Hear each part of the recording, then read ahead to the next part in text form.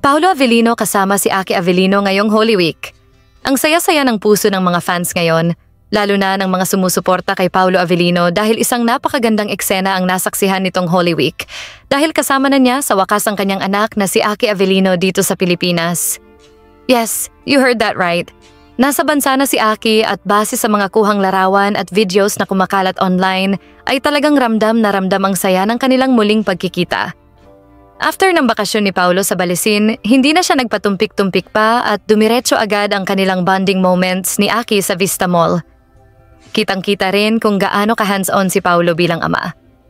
Habang kumakain sila, siya mismo ang nagsusubo kay Aki. At sa bawat tawa ni Aki, may kaakibat ng ngiti si Paolo, yung tipong ngiti ng isang ama na buo na ulit ang mundo. Sana ay makasama din ni Kim Chiu si Aki Avellino at makita ito ng fans.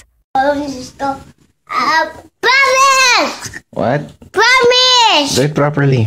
Promise!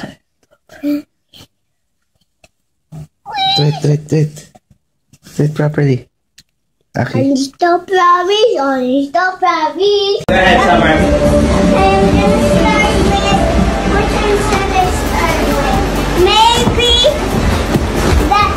the one that Up to your spot. Thank you. Check who that came from. No way. It has a Spider-Man game with it too. Hey, I can't. Open it. Rip it. Thanks, Dad. Love you. Smile! Rip it, yeah.